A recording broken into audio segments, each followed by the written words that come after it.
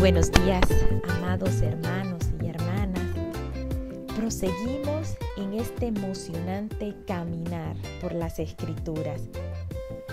Saben, no se trata de cuánto conocimiento vamos adquiriendo, sino cómo vivimos de acuerdo a ese conocimiento. Y yo espero que el que nosotros estemos caminando en esta aventura de vida que significan las Escrituras, vayamos también percibiendo las emociones en cada uno de los capítulos. En el capítulo anterior yo podía sentir ese dolor de Dina, esa decepción de los hijos de Jacob en ese momento, todo el trama que se vivió allí por haberse quedado en Siquem, el lugar al que Dios no lo había llamado a Jacob. Cuando nosotros tomamos nuestras propias decisiones, nos equivocamos demasiado. Atrasamos ese desenvolvimiento del plan perfecto de la voluntad de Dios en nuestras vidas. Y Génesis 34 realmente nos muestra eso.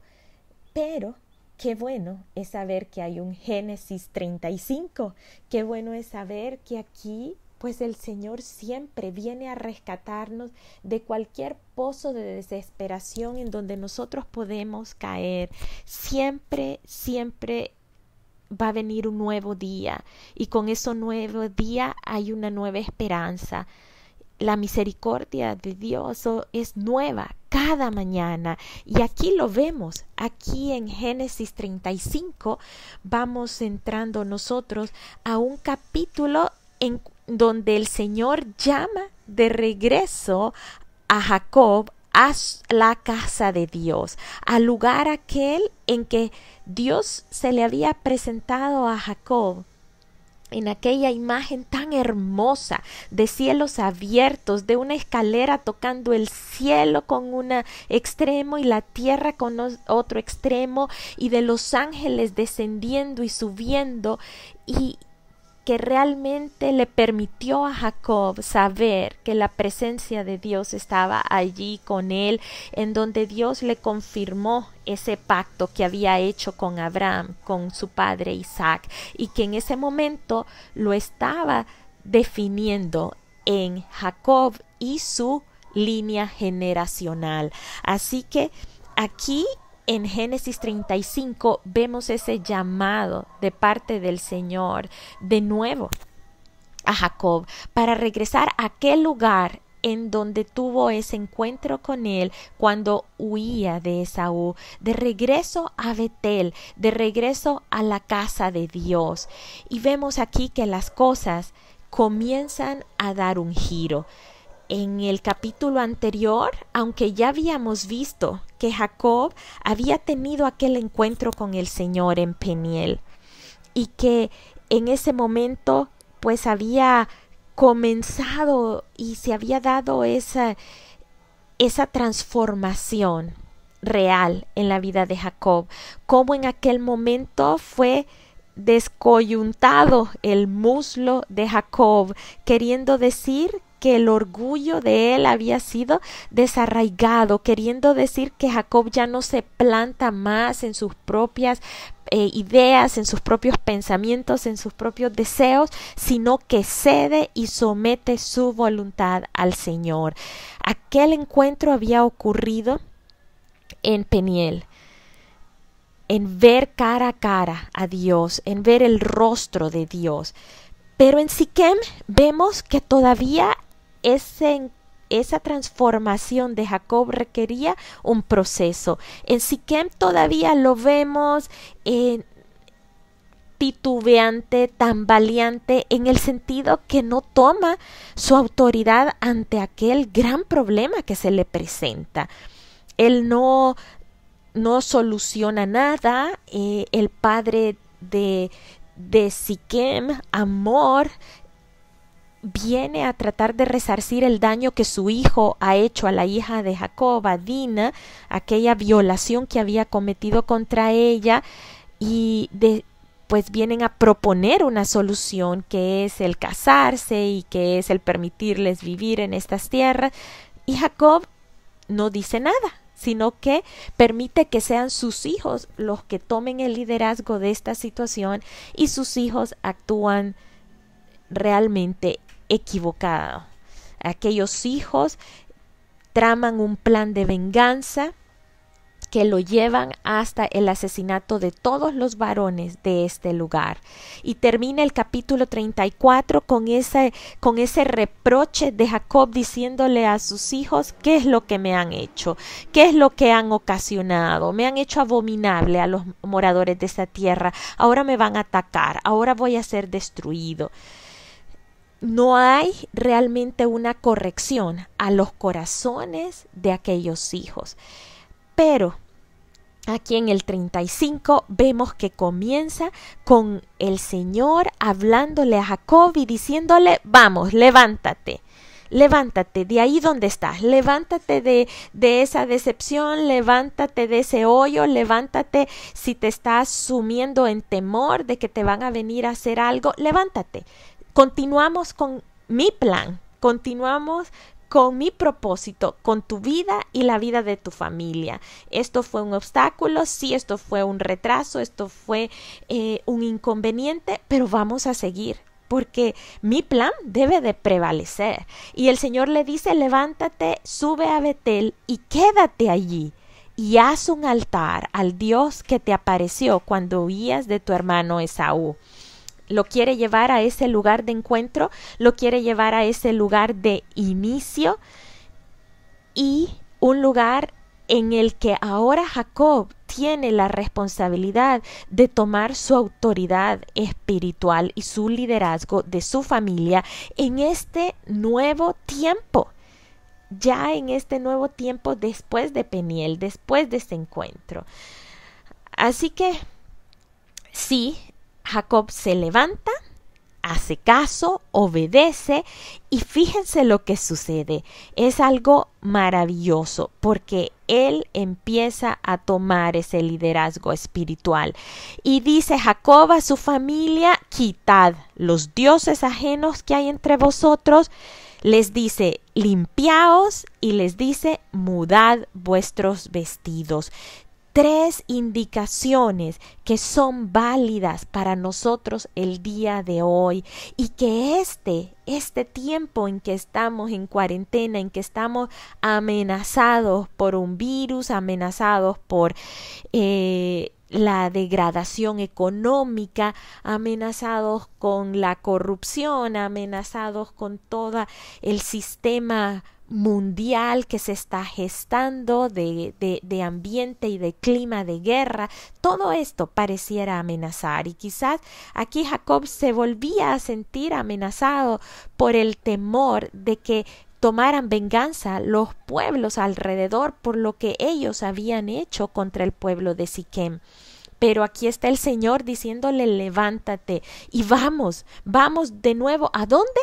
A Betel. ¿Y qué significaba Betel? Significa casa de Dios. Vamos de nuevo a la casa de Dios. La situación que estés pasando, el temor que estés atravesando, levántate y vamos de nuevo a la casa de Dios. Vamos de nuevo a su presencia. Vamos de nuevo a estar y a habitar bajo sus alas, bajo su sombra, bajo su abrigo. Pero debes hacer algo. Debes de hacer estas 3 cosas. 1, quitar todo ídolo, todo Dios ajeno entre nosotros. 2, debemos de ser limpios. Y 3, debemos mudar nuestros vestidos. ¿Por qué el Señor le está diciendo a Jacob que quite los ídolos? ¿Cuáles ídolos? Si se supone que ellos están siendo este pueblo apartado, este pueblo que ha de reflejar la imagen de Dios. ¿A qué ídolos se refieren? Bueno, se recuerdan cuando Jacob y su familia salen de la tierra de Labán, de su tío, y que su tío viene persiguiéndoles y su tío le dice, esto fue en Génesis 31 y el tío Labán le dice, ¿por qué? ¿Por qué se han llevado mis ídolos? ¿Y qué era lo que había pasado? ¿Quién se había robado esos ídolos? Había sido Raquel. Raquel se había llevado esos ídolos de la casa de su padre. ¿Por qué? Y ahora aquí tenemos la respuesta. Si ellos habían conservado estos ídolos entre sus pertenencias, en sus casas, era porque estos ídolos seguían representando esa atadura a los amuletos o a las prácticas que ellos tenían en la tierra de donde salieron. Ellos seguían dependiendo de que estos ídolos eran como amuletos que les traían buena suerte, que les protegían. Así que verdaderamente esta familia estaba viviendo con un poco de Dios, pero también con otro poco de ídolos y otro poco de las costumbres y de las creencias y de las tradiciones antiguas.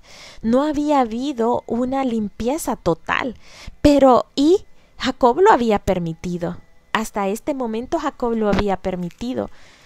Quizás porque Raquel era quien los había traído, y Raquel, a todas luces, en todo esto que hemos estado leyendo, siempre fue la que ocupó ese lugar en el corazón de Jacob, y él fue permisivo con ella. Sí hay algo rescatable de esta historia, es una historia de amor linda, cómo el corazón de Jacob estuvo siempre conectado con el corazón de su amada Raquel, pero esto no debió haber quitado el conocimiento. El amor no debe quitar conocimiento, y Jacob debió haber establecido su autoridad en no permitir este doble ánimo, este doble sentir, este doble vivir entre Dios y los ídolos, entre este legado que Dios estaba depositando en Jacob y lo que ellos venían arrastrando del legado de sus tierras y de su pueblo. Entonces, aquí se da un cambio. Finalmente, Jacob sí dice, quiten todos esos ídolos. ¿Por qué? Todo ídolo viene a ser incompatible con nuestra relación con Dios. Dios tiene que ser el que ocupa el primer lugar en nuestras vidas, el centro de nuestras vidas, y de ahí debe de desprenderse todo lo demás. Cualquier cosa que nosotros ponemos en ese lugar, en el lugar que le corresponde a Dios, cualquier cosa o situación o pensamiento que se entrona en nuestro corazón, es un ídolo. No necesariamente son estatuillas como lo era en este tiempo o como se refiere en este momento. No solo son cosas materiales, también pueden ser nuestra relación con personas. Puede ser que un matrimonio se convierta en un ídolo si nosotros todo lo que hacemos depende o estamos centradas en si esto viene a ser si nos conviene o no en el matrimonio. Un ídolo puede llegar a ser hasta un hijo en el que le estemos dando un lugar mayor en nuestros corazones que el lugar que le damos a Dios. El trabajo puede ser un ídolo. La misma iglesia como tal, como templo, como actividad puede llegar a ser un ídolo. Todo lo que viene a entorpecer nuestro tiempo y nuestra relación con Dios. El celular puede ser un ídolo. Las redes sociales pueden llegar a ser un ídolo. Si nos importa más ver cuántas personas ven nuestras publicaciones o cuántos seguidores tenemos o cuántos likes tenemos, eso puede ser un ídolo. Nuestro orgullo puede ser un ídolo. Nosotros mismos podemos ser ídolos en nuestros corazones. Así que hay que quitar todo Dios ajeno que hay en nosotros. Debemos ser limpios, debemos de purificarnos. ¿Y eso cómo se hace? pues confesar nuestros pecados delante de Dios, enfrentar las situaciones que no están bien. Nosotros tenemos al Espíritu Santo dentro de nosotros que nos muestra todo aquello que no está de acuerdo a la voluntad del Señor. Primera de Juan 1:9 nos dice, si confesamos nuestros pecados, Él es fiel y justo para perdonar nuestros pecados y limpiarnos de toda maldad.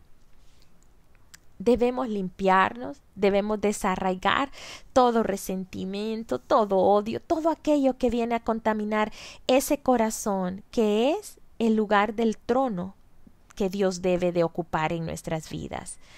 Y 3, debemos de mudar nuestros vestidos. ¿Quieren saber cómo debemos de ser vestidos nosotros? Colosenses 3:12 nos dice cuál debe de ser la mejor vestidura para nosotros, los hijos de Dios. Esto nos muestra en el sistema operativo del reino de Dios cómo nosotros podemos ser entre los mejores vestidos. Ustedes han visto esas revistas Estilo y Cromos, como dice, ay, el mejor la mujer mejor vestida, el hombre mejor vestido, y todos miran eso y quieren asemejarse, quieren comprar ropa de ese estilo, quieren ver cómo las combinaciones que hacen, el color que hacen, pero aquí en la palabra del Señor nos da las indicaciones cómo podemos ser los mejores vestidos en el reino de Dios, y esto hasta la eternidad, no durante el tiempo que una moda está vigente, eso está vigente para siempre.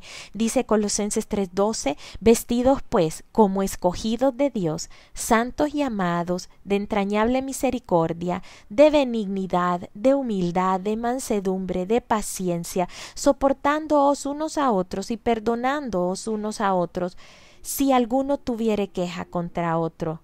De la manera que Cristo los perdonó, así también hacedlo vosotros. Y sobre todas estas cosas, vestíos de amor, que es el vínculo perfecto, y la paz de Dios gobierne vuestros corazones, a la que asimismo fuisteis llamados en un solo cuerpo, y sed agradecidos.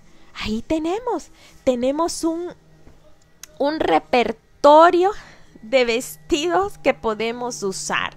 Ahí está el closet lleno de la vestidura que nosotros debemos usar. Y si no nos basta, Efesios 4:22 nos dice, en cuanto a la pasada manera de vivir, despojaos del viejo hombre que está viciado conforme a los deseos engañosos, y renovaos en el espíritu de vuestra mente, y vestíos del nuevo hombre creado según Dios en la justicia y santidad de la verdad, por lo cual, desechando la mentira, hablad verdad cada uno con su prójimo, porque somos miembros los unos de los otros. Airaos, pero no pequéis, no se ponga el sol sobre nuestro enojo, no deis lugar al diablo. Aquí tenemos, pues, y sigue la palabra dándonos tips de una vestidura correcta. Muchas veces nosotros buscamos esos tips, ¿verdad? No es cierto, en las redes, en otros modelos, pero aquí está el modelo perfecto, aquí está el modelo que debemos seguir. Así que vamos a tomar esta palabra para nosotros hoy, vamos a despojarnos de todo ídolo que esté entre nosotros, de todo aquello que ocupa el lugar de Dios en nuestras vidas, vamos a purificarnos confesando nuestros pecados delante de Él, y vamos a vestirnos con estas nuevas vestiduras, despojándonos de las vestiduras viejas y representando el reino en el que vivimos. La vestidura dice mucho de lo que hacemos. Si usted mira a un futbolista, ellos andan vestidos de acuerdo a la labor y al ejercicio que ellos están haciendo. Si usted mira a un policía, ellos están vestidos de acuerdo a la función que tienen. Si nosotros nos vestimos de estas vestiduras del nuevo hombre, de hijos de Dios, vamos a representar a quién estamos nosotros a quien nosotros estamos sometidos, vamos a representarlo a Él, vamos a reflejar a Dios. Nosotros somos la imagen que muchas personas van a poder referirse cuando piensan en Jesús, cuando piensan en Dios. Hay muchas personas que no leen su Biblia, entonces ¿a dónde han de aprender de Jesús? En nosotros, en el reflejo que nosotros estamos dando. Así que cuidemos nuestras vestiduras. Cuidemos saber que somos embajadores del reino de Dios y nos debemos vestir como esos embajadores, como esos diplomáticos. Y le dice al Señor entonces, levántense, hagan un altar. Así que aquí Génesis 35:5 dice que salieron de esta tierra de Siquem, y el terror de Dios estuvo sobre las ciudades que había en sus alrededores, y no persiguieron a los hijos de Dios. Aquí está la mano de Dios, el amor de Dios cubriéndolos. ¿Cubriéndolos de qué? Del enojo que pueda haber en los otros pueblos, del temor que pueda haber en ellos de que les hagan lo mismo que les hicieron a los varones de Siquem. Pero entonces Dios puso este sentir en el corazón de los moradores de aquella tierra para que este terror no les permitiera actuar en su contra y los dejasen pasar y los dejasen llegar a ese lugar que antes se llamaba Luz. Dice, y llegó Jacob a Luz, pero que luego de ese encuentro de ese encuentro con Dios que Jacob tuvo cuando venía huyendo de su hermano Esaú y que vio esos cielos abiertos, Jacob mismo dijo, de verdad, definitivamente, ciertamente que este es casa de Dios, que esta es casa de Dios y puerta del cielo. Y él nombró aquel lugar Betel. Llegó a Betel y aquí dice que muere Débora. De repente sale esto, Débora, ama de Rebeca, y uno puede decir, ¿cuál ama de Rebeca? ¿De dónde salió Débora? Bueno, ya hemos atravesado ese capítulo que fue en Génesis 24, cuando vimos que Eliezer, el criado de Abraham, había ido a buscar esposa para Isaac. Y allí la familia de Rebeca, que era la muchacha aquella que dio de tomar agua a los camellos, la familia de Rebeca, que eran Labán y los padres de Labán, le dieron a Rebeca su nodriza. Eso está en Génesis 24:59. Y ella se fue con Rebeca a vivir con Isaac también. Entonces esta nodriza estamos creyendo que es Débora. ¿Qué hacía Débora aquí con Jacob? Podemos saber que aquí Rebeca ya murió. Posiblemente fue que ella vino a dar la noticia de la muerte de Rebeca y se quedó viviendo con Jacob. Es muy triste porque una de las grandes consecuencias del error de Jacob, de los engaños de Jacob con su padre y con su hermano Esaú, fue esta, que no volvió a ver a su amada madre, y su madre no volvió a ver a su hijo consentido. Qué terrible, ¿verdad? No volvieron a verse. Aquel día que él salió huyendo fue la última vez que se vieron.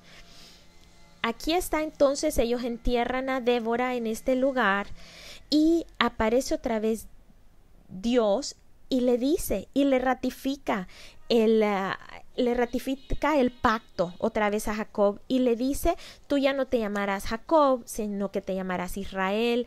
Y le dice, yo soy el Dios omnipotente, crece, multiplícate, una nación y conjunto de naciones procederán de ti y reyes saldrán de tus lomos. La tierra que he dado a Abraham y a Isaac la daré a ti y a tu descendencia después de ti daré la tierra. Y se fue de él Dios del lugar en donde había hablado con él, y Jacob erigió una señal en el lugar donde había hablado con él, una señal de piedra, y derramó sobre ella libación y echó sobre ella aceite, y llamó Jacob el nombre de aquel lugar donde Dios había hablado con él, Betel. Hermosa conversación de Jacob con de Dios con Jacob nuevamente. Le confirma el pacto, le ratifica que este es el lugar en donde debe de estar. Y Jacob erige una señal y lo hace a través de una libación. Esta es la primera vez que aparece esta palabra libación en la Biblia. Y libación significa ungir algo con aceite. El aceite de oliva era lo más preciado, lo muy caro, era lo que tenía el más alto grado de pureza. Así que este aceite se usaba para simbolizar esto de gran pureza.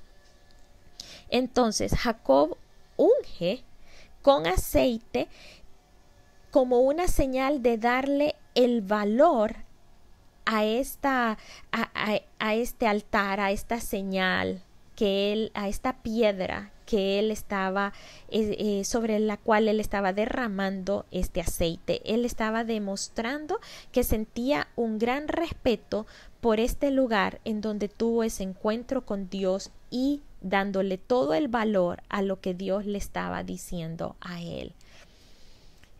Seguidamente vemos que parten de allí, ¿verdad? A Belén, y para llegar a Efrata, dentro de ese mismo lugar, ¿verdad? Dentro de esa misma comunidad. Pero sucede que aquí se muere Raquel, su amada, dando a luz a su último hijo, dando a luz a un segundo hijo del vientre de Raquel, dando a luz a Benjamín.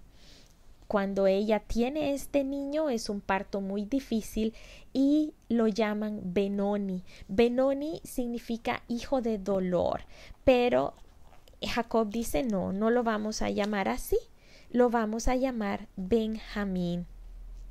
Y Benjamín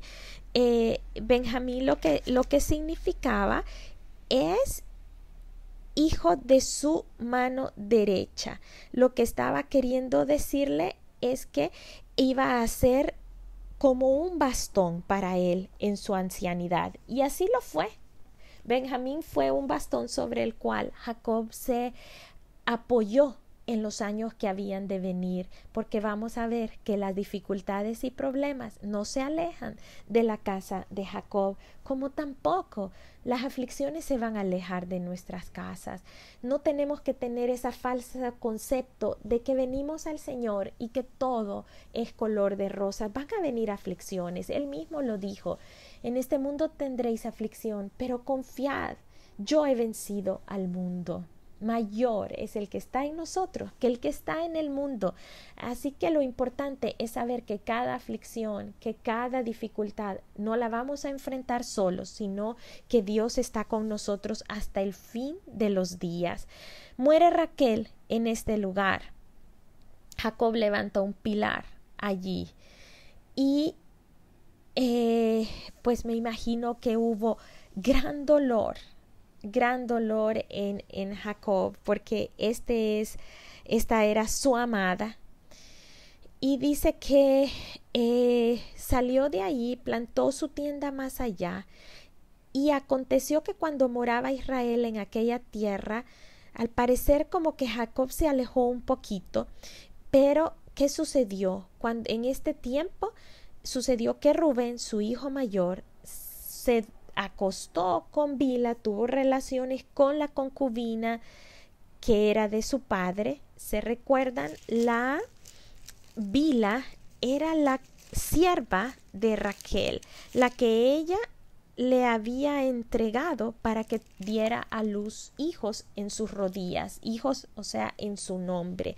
Y Rubén hace esta acción que es muy mal vista, por supuesto.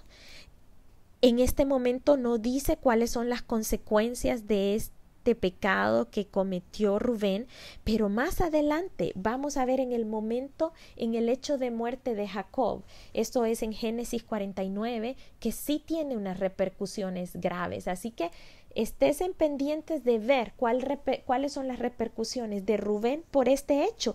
Y también ahí vamos a encontrar la repercusión que tuvo hacia Simeón y Leví, los que tramaron toda aquella venganza contra Siquem y las personas de ese lugar.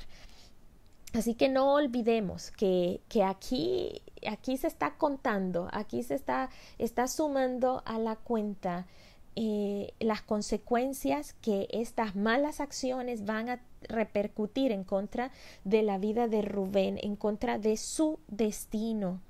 Y luego se da el nombre de los hijos de Jacob, cada uno de ellos, y dice que luego vino Jacob a Isaac, su padre, a Mamre, a la ciudad de Arba, que es Hebrón, donde habitaron Abraham e Isaac.